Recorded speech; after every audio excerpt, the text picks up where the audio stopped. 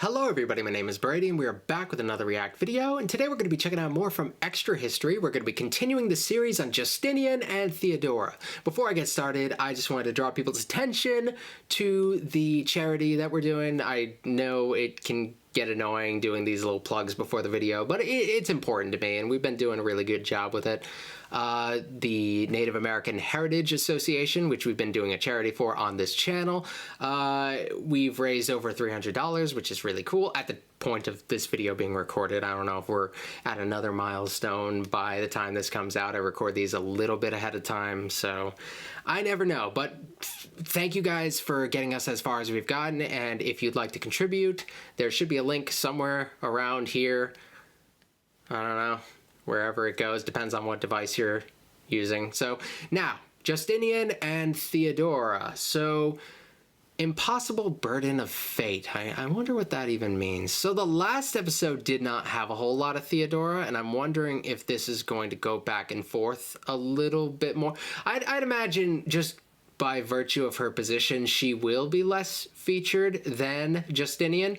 He is like big bad boy in charge or whatever, but like when she does show up, it is more exciting because it throws an interesting dynamic into things. Like, you don't get to see powerful women like Theodora all the time when you get into like old history. Like, every once in a while you'll find someone, but it's not a common occurrence, so it's really cool to see stuff like that. I'm sure she's an icon or whatever, and I just didn't appreciate her enough. So I'm excited to see where this series goes. I'm told that there's a lot of military elements, which is always interesting for me. Like, I have trouble following it, but it's fun for me to try to learn, so that should be cool. So let's get this one started.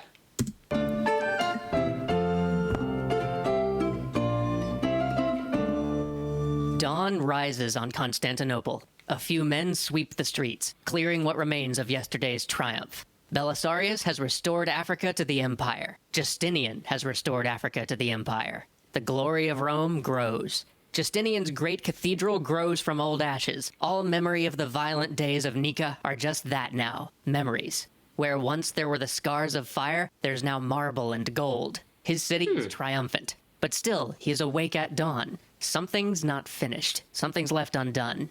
He has brought order where there was none. He's made justice the province of all men. He has worked to heal the faith and toppled a heretical king. He's brought riches to the empire, brought pride to the army. He's even made peace with the East. And yet for all this, one thought haunts him. One thought keeps him from Theodora's bed.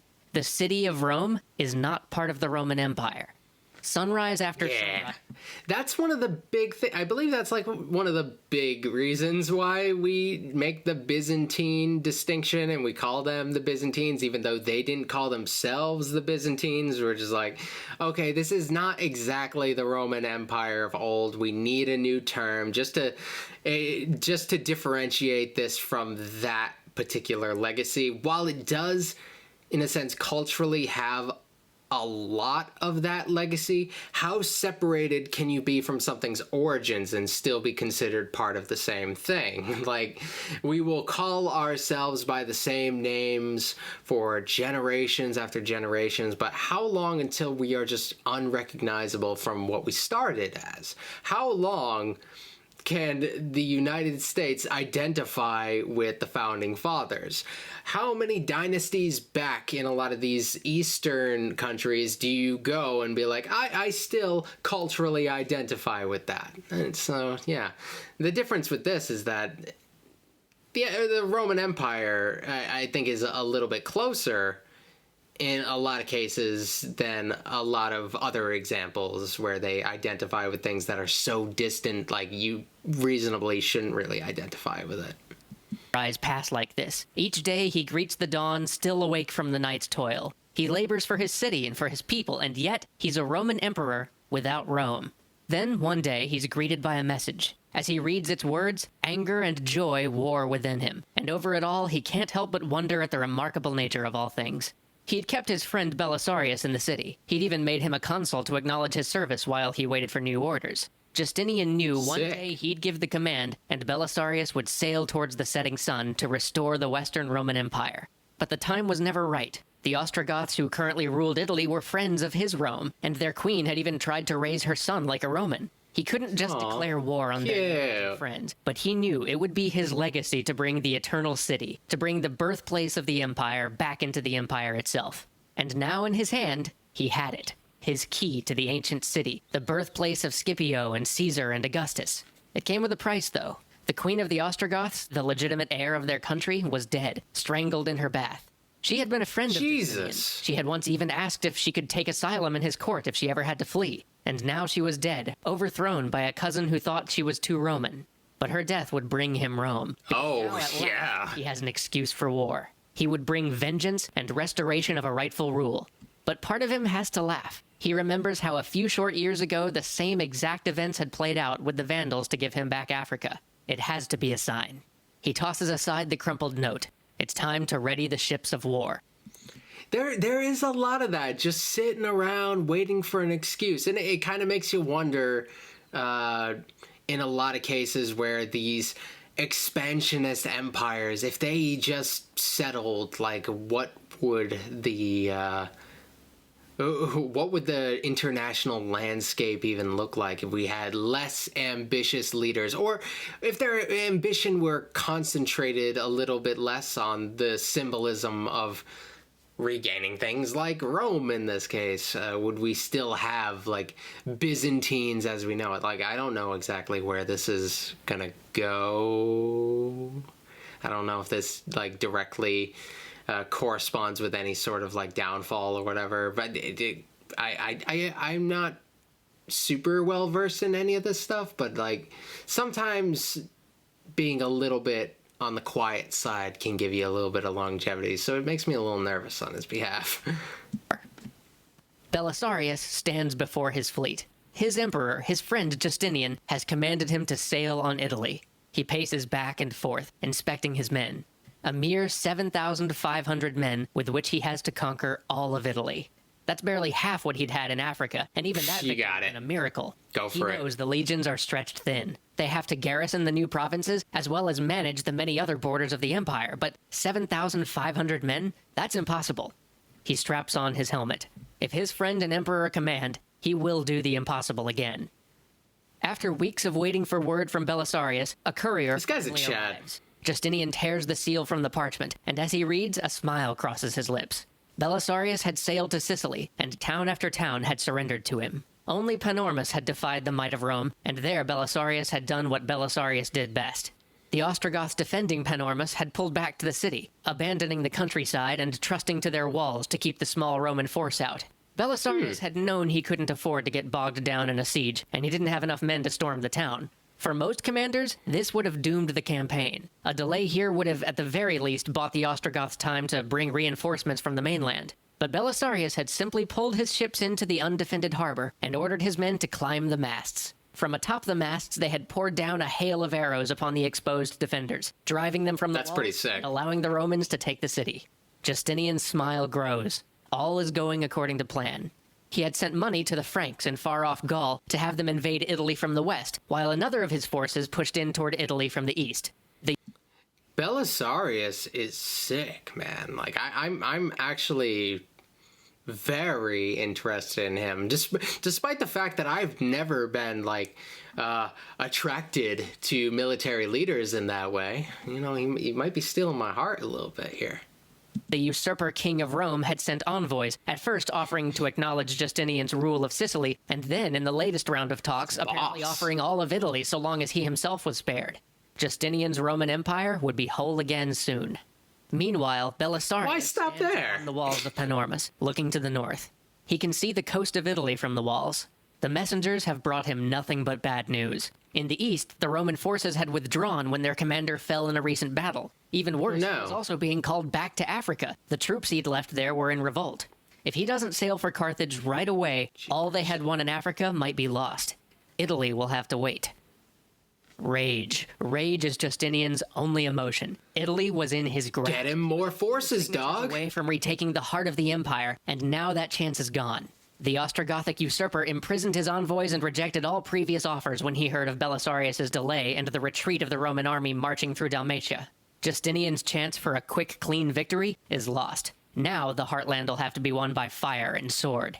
As he pens a letter to Belisarius, So if Justinian gets Rome back, this isn't going to be like a thing where he like moves his capital back to Rome and like he rules from Rome, is it? Because like a Roman emperor, like I believe for so much of Rome's history, they were not actually ruling from Rome itself. They were like all over the place. At least that's what I thought. Justinian cannot help but think of what he's going to do to this so-called Ostrogothic king. The world will know. You do not imprison the ambassadors of Rome. After returning from Carthage, Belisarius had landed at Rhegium and moved north along the Italian coast. The Italians were far less inviting than the African subjects of Rome, but still, city after city threw open its gates, and his forces marched unopposed, at least until they reached Neapolis. He had ordered his army to set up camp outside its walls. That had been 20 days ago. Now he weighs his options. He could abandon the siege and see if he could make it to Rome, and perhaps get reinforcements from Constantinople while there.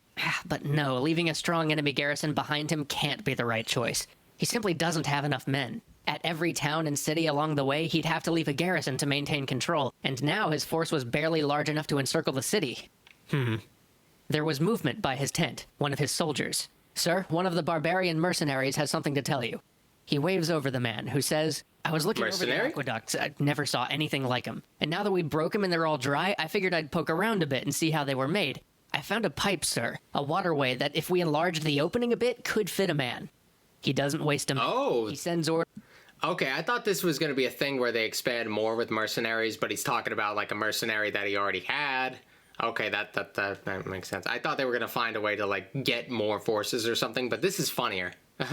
Like some sort of a sneaking in thing? Orders to his officers. "Get your men, have them prepare to attack the far wall. Tell them to make a lot of noise, and tell them not to die. 5 of you, grab chisels and follow this man here."